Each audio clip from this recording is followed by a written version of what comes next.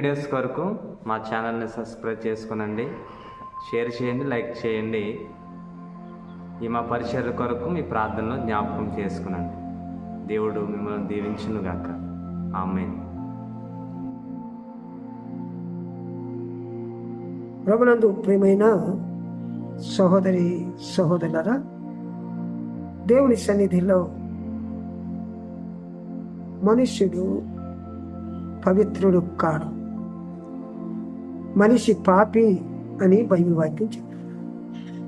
ప్రేమను వల్ల ఈ ఉదయకాలం కొన్ని సంగతులు దేవుని వాక్యంలోంచి మనం నేర్చుకునే ముందు అసలు మనం ఏమై ఉన్నాం, మనం చేసే పని ఏంటి, ఎందుకు ఈ లోకంలో బ్రతకాలి, బ్రతికితే వచ్చే ఆశీర్వాదం ఏంటి, శాపం ఏంటి అని ఆలోచిస్తే భూమి మీద ప్రతి మనుషుడు పాపంలో పుట్టాడు, పాపంలోనే పెరుగుతూ ఉన్నాడు కదా. మరి పాపం అనేది ఈ మధ్యన మానేశాం, పాపం అనే సంగతి మానేశాం, అయ్యో పాపం అని చెప్పడం మానేశాం.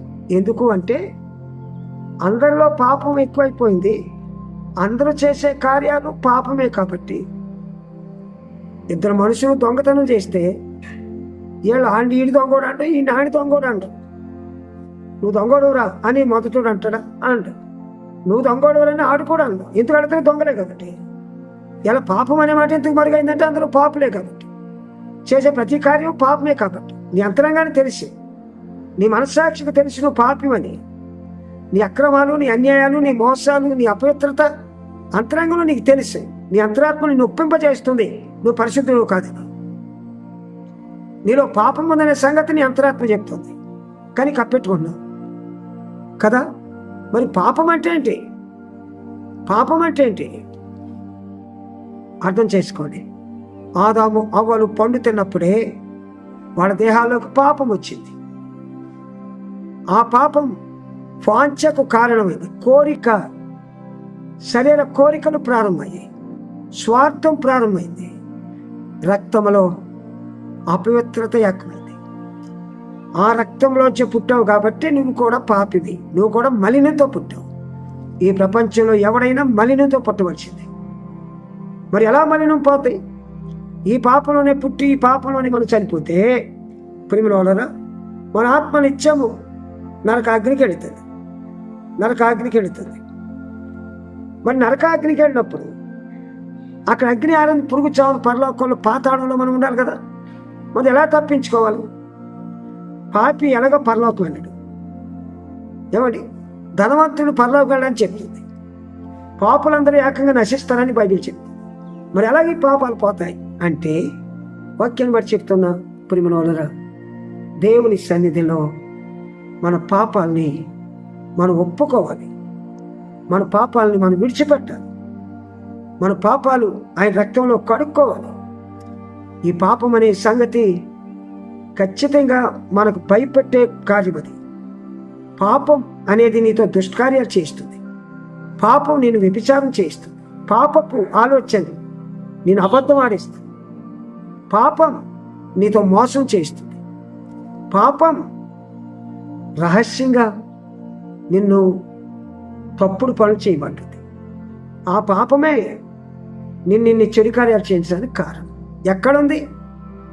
నీ దేహమంతా ఉంది, నీ బతుకంతా ఉంది, ఎక్కడ కెదిపినా పాపమే కదా. కవి రాస్తాడు కదా, తెలుగులో తేలికి తోకలో ఉంటుందట, పాముకి తలలో ఉంటుందట, మనిషికి నిలువెలా ఉంటుంది అన్నాడు కవి కదా. మన పాపులం. ఈ పాపం ఎలా పోయి మనం పరిశుద్ధపరచబడాలి అంటే వాక్యం మరి చెప్తున్నా, గొప్ప పాపాలు, గొప్ప పాపాలు నేనేం చెప్పడం లేదు, కానీ దేవుడి సన్నిధిలో ఓ పాప గురించి చెప్తున్నాను చూడండి. ఓ పాప గురించి చెప్తున్నాను. సమయాలు మొదటి గ్రంథంలో దేవుని వాక్యాన్ని మనం చదివితే సమయాలు మొదటి గ్రంథం 12వ అధ్యాయంలో దేవుని వాక్యం ఉంటుంది. సమయాలు అంటాడు 23వ వచనం 12:23లో, నా మట్టుకు నేను మీ నిమిత్తము ప్రార్థన చేయటం మానుట వలన యెహోవాకు విరోధముగా పాపము చేసిన వాడును అగుదును, అది నాకు దూరమగును గాక అంట. సమయాలు ఇశ్రాయేలు కొరకు ప్రార్థన చేయాలి. అతడు న్యాయాధిపతి, అతడు దీర్ఘదర్శి, ఏమండి, అతడు గొప్ప ఉన్నతమైన వ్యక్తి. ఇశ్రాయేలు కొరకు ప్రార్థన చేయటం నేను మానేస్తే నేను యెహోవాకి విరోధంగా నేను పాపం చేశాను అంటాడు. మరి దేవుడు ఏం చెప్పాడు? మొదటి తిమోతి 12 మొదటి వచనాల్లో, మీరందరూ సుఖముగా ఉండే నిమిత్తం మనుషులందరి కొరకు, రాజుల కొరకు, అధికారుల కొరకు విజ్ఞాపనలు, ప్రార్థనలు, యాచనలు, కృతజ్ఞత స్తుతులు చేయాలని వేడుకున్నా అన్నాడు. మరి నిజంగా నువ్వు ప్రార్థిస్తున్నావా? మనుషులందరి కొరకు ప్రార్థిస్తున్నామా? రాజుల కొరకు ప్రార్థిస్తున్నామా? అధికారుల కొరకు ప్రార్థిస్తున్నామా? చేయట్లేదు. చేయకపోతే అది యెహోవాకు విరోధంగా ఏమవుతుంది? పాపం అవుతుంది. పాపం అవుతుంది. సింపుల్గా తీసుకోకండి. మనుషులందరి కొరకు ప్రార్థించమని దేవుడు కోరాడు. మనం ప్రార్థన చేస్తున్నావా? ఇశ్రాయేలు కొరకు ప్రార్థన చేయకపోతే నేను పాపం చేసిన వాడు అవుతాను, అది నాకు దూరం అవ్వాలన్నాను. మనం ప్రార్థన చేస్తున్నామా? అసలు ఇటుపక్కల కొరకు ప్రార్థన చేస్తున్నావు? అసలు నీ కొరకు నువ్వు ప్రార్థన చేస్తున్నావు? నీ బిడ్డల కొరకు ఒక్కొక్కటి పేరు చదివి, నీ భర్త పేరు, నీ పిల్లల పేరు, నీ పేరు, నీ బంధువుల పేరు, తెలిసిన పేరు చదివి వాళ్ళందరికీ ఆత్మరక్షణ ప్రభా, వాళ్ళందరినీ దీవించు ప్రభా అని నువ్వు ప్రార్థించగలిగావా? ప్రార్థన అంటే నువ్వేం చేస్తున్నట్టు? అది పాపం అని బైబిల్ చెప్తుంది. అది సులువుగా చిక్కులు పెట్టే పాపమేమో. ఇక నుంచి మనుషులందరి కొరకు, రాజుల కొరకు, అధికారులందరి కొరకు ప్రార్థన చేయి. ఆ పాపం నీలోంచి పోతుందేమో అనే విషయాన్ని లేఖలను బట్టి నేను మాట్లాడుతూ ఉన్నా. నెంబర్ 2, యాకోబు పత్రిక 4:17 దేవుని వాక్యం మనం చూస్తే, యాకోబు పత్రిక 4:17 ఇలా మాట్లాడుతుంది. చూడండి, 4:17 మీరు మేలు చేయనిరిగి అలాగు చేయని వానికి పాపము కలుగును. కాబట్టి మేలైనది చేయనిరిగి అలాగు చేయని వానికి పాపము కలుగును అన్నాడు కదా. ఎన్ని దాటేసేసావో కదా, ఎన్నిసార్లు తప్పించుకెళ్ళిపోయావో కదా, ఎన్నిసార్లు ఉండు కూడా బియ్యం లేవన్నావేమో, ఎన్నోసార్లు నీకు కలిగింది ఏమండి లేదని చెప్పావేమో. సరే, అడిగిన వాడికి ఏం బాధ ఉండదు. వాడు మామూలుగా క్యాజువల్గా వస్తాడు, అడుగుతాడు, వెళ్ళిపోతాడు, ఇంకొకరు అడుక్కుంటాడు. వాడి పని జరగక మానదు, నువ్వు చేయలేకపోయినావు. కానీ అది నీకు పాపం అని బైబిల్ చెప్తుంది. పాపాన్ని ఎలాగ మనం దొంగిలిస్తుందో, పాపం ఎలా మనం మోసం చేస్తుందో, పాపం ఎలాగ మన జీవితంకి ఎంటర్ అవుతుందో గుర్తించాలి కదా. కాబట్టి మేలైనది చేయనిది అలాగు చేయని వానికి పాపము కలుగును అన్నాడు. సమూయేలేమో ప్రజలందరి కొరకు ప్రార్థించకపోతే పాపం అన్నాడు.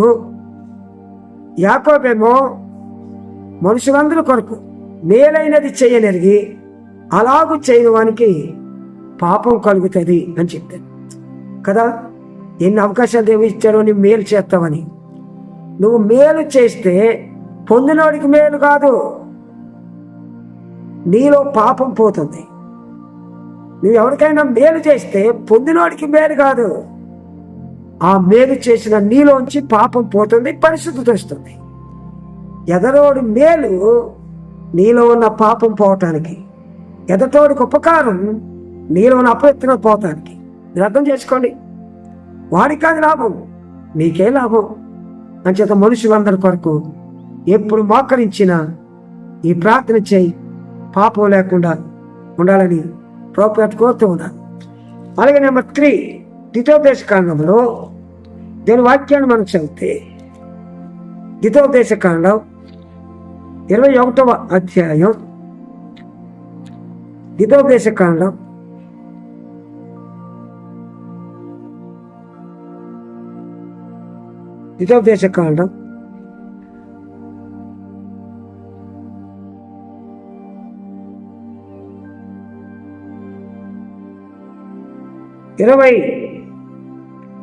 21వ అధ్యాయం చూడండి, 21వ వచనములో ఇలా ఉంది, నీవు నీ దేవుడని యెహోవాకు మొక్కుకొనిన తరువాత ఆ మొక్కుబడిని చెల్లించుటకు తడవు చేయకూడదు. నీ దేవుడని యెహోవా తప్పక నీ వలన దాన్ని రాబట్టుకొనును, అది నీకు పాపమగును అన్నాడు కదా. ఈ విషయంలో కూడా చాలా మంది ఏదో అనామోహంగా వస్తున్నాం, ఎడుతున్నాం. ఒక క్రమమైన పద్ధతి లేదు, ఒక క్రమమైన ప్రార్థన లేదు, ఒక క్రమమైన సంఘంలో మేలు చేయటం లేదు, ఒక క్రమమైన పద్ధతిలో దేవుని కానుకిచ్చే పరిస్థితుల్లో కూడా చాలామంది బలహీనంగా ఉన్నారు అనే విషయాన్ని లేఖను బట్టి నేను జ్ఞాపకం చేస్తూ ఉన్నాను కదా. కాబట్టి ఎంతమంది ఈ కానుక విషయంలో ఏదో బతుదేరి కోసమో సేవకులకి ఇవ్వండి ఇలాంటి వాళ్ళు ఎలా పోతారు, మీరు ఇవ్వకపోతే ఏదో మీరు నష్టపోతారని చెప్పడం లేదు. అది నీ నైతిక బాధ్యత. ఇక్కడ ఏం చెప్పాడు, దేవుడికి నువ్వు మొక్కుకున్న తరువాత నీ మొక్కుబడి చెల్లించుటకు తడవు చేయకు. వాయిదా ఇకని అర్థం. మన దగ్గర చాలా మొక్కుబడి ఉంటాయి అనుకోండి, ఒక్కొక్కరి దగ్గర 5-6 ఉంటాయి. అవన్నీ తీర్చాలండి, ఏదో ఒకనాడు ప్రార్థన ఎట్టి అన్ని వదిలిచ్చేస్తానని వాడు ఉన్నారు. అసలు భయము భక్తి లాంటి తీర్మానాలు ఏంటి, ఈ భయము భక్తి లాంటి ఒడంబడికలు ఏంటి? నువ్వు ఎవరితో ఈ విషయాలు మొక్కున్నావు? దేవునితోనే కదా. కాబట్టి వాక్యం బట్టి చెప్తున్నారు, దేవునికి ఇవ్వాలి, దేవునికి కృతజ్ఞత ఇవ్వాలి, కృతజ్ఞత అనుకున్నాను ఇవ్వాలి. దైవ సేవకుడికి మంచి పదార్థాలు అన్నింటిలో భాగం ఇవ్వాలి. ఒకవేళ ఇవ్వకపోతే ఏమన్నాడు గల్తీ పత్రిక 6వ అధ్యాయం 6వ వచనంలో, ఒకవేళ ఇవ్వకపోతే సేవకుని దేవుడు పోషిస్తాడు, కానీ దేవుని వెక్కరించబడడు. ఏమి విత్తుతావో ఆ పంటకు వస్తావు అన్నాడు. అంటే ఇస్తే నువ్వు సమృద్ధిగా పంటకు వస్తావు, ఇవ్వకపోతే చేలోకి ఊరికి వస్తావేమో అని దాని అర్థం. 3 పాపాలు నేను చెప్పాను కదా. ఒకటి ఈ ప్రజల కొరకు, ఈ మనుషుల కొరకు, రాజులందరి రక్షణ కొరకు మనం ప్రార్థించకపోతే, వాళ్ళ రక్షణ కొరకు ప్రార్థించకపోతే, వాళ్ళు కూడా నీతో పాటు పరలోకాన్ని రావాలని ఒక బలమైన ఆశ, కోరిక నీలో లేకపోతే యెహోవాకు విరోధంగా నువ్వు పాపం చేసి ఉంటావు కదా. అలాగనే దేవుడిని నువ్వు పరీక్షించడానికి ఎంతో మందిని నీ ముందు నిలబెడతాడు. వాళ్ళ అవసరాలు నువ్వు తీర్చాలి, మేలు చేయాలి. ఆ మేలు చేయటం వల్ల వాళ్ళకి నష్టం కాదు, నీలో ఉన్న పాపం పోతుంది. అది ప్రజల కొరకు ప్రార్థన చేస్తే వాళ్ళు రక్షించబడతారు తర్వాత విషయం. మొదటి నీలో పాపం పోతుంది. నువ్వు ఎదుటివాడికి మేలు చేస్తే, ఉపకారం చేస్తే, సహాయం చేస్తే, నువ్వు ఇచ్చిన సహాయంతో బాగుపడతాడా, బతుకుతాడా, చేస్తాడా తర్వాత విషయం. కానీ మొదట నీలో పాపం పోతుంది.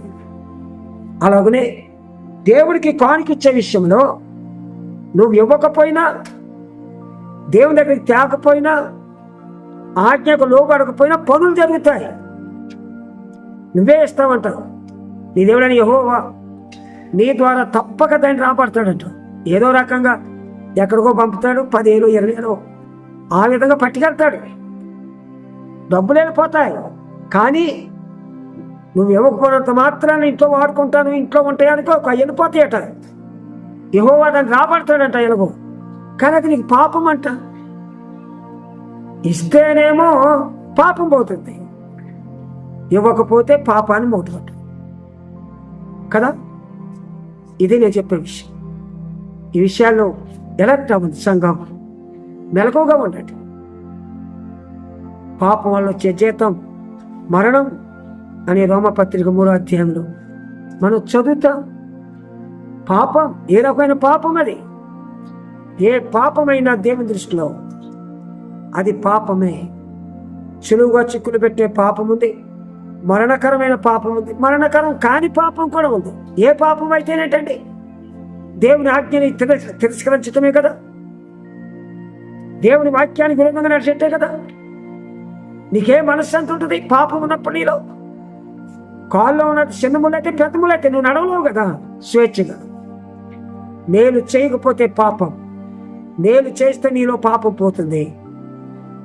వాడు మేలు పొందినా పొందకపోయినా దేవునికి కానుకలు మొక్కుబడి నువ్వు ఇస్తే నీలో ఉన్న పాపం పోతుంది. ఎదరోడు బాగుపడ్డా చేసాడా తర్వాత విషయం, నీలో పాపం పోతుంది కదా. ఇజ్రాయేలు కొరకు ప్రార్థన చేస్తే ఇజ్రాయేలు రక్షించబడకపోయినా సమూయేలులో ఉన్న పాపం పోతుంది. నేను మేలు చేస్తున్నప్పుడు, ఉపకారం చేస్తున్నప్పుడు, కానుకిస్తున్నప్పుడు, ప్రార్థిస్తున్నప్పుడు నాలో ఏ పాపం లేకుండా దేవుడు నన్ను పరిశుద్ధపరుస్తాడు. నాకు రావాల్సిన సహాయాన్ని దేవుడు పంపుతాడు. కాబట్టి ఇప్పుడు మనం అలాగున్న చిన్న విషయాల్లో నమ్మకంగా ఉంది పాపాన్ని మూట కట్టుకోకుండా పరిశుద్ధపరచబడి నీతి క్రియలతో దేవుని మందిరములో, సంఘములో, సమాజంలో ఆయన మహిమ తెచ్చే బిడ్డలుగా, మేలు చేసేవారిగా, ప్రార్థించేవారిగా, దేవునికి ఇచ్చేవారిగా ఉండి ఈ కుటుంబాలు దీవించబడాలని కోరుకుంటూ ముగిస్తున్నా. దేవుడు కొద్ది వాక్యం హెచ్చరికను మన వెనుకడిలో దేవుడు దీవించును కాక. గొప్ప దేవుడాన్ని స్తోత్రాలు. ఈ మాటలు వింటున్న నీ పిల్లలు ఈ సత్యాన్ని నేర్చుకుని వారి జీవితంలో మెలకువ కలిగి అలాగున చేసి పరిశుద్ధతను పొంది పరలోకానికి వారసులుగా భూమి మీద నిజమైన శాంతి సమాధానం పొందినట్లు కుటుంబాంతని రక్తంలో కడగబడి రక్షణ పొంది సంఘంలో జ్యోతిలో వెళ్ళినట్లు సహాయం చేయమని ఈ చేతులకు అప్పగిస్తూ యేసు నామమున అడిగి వేడుకున్న మా ప్రీతి.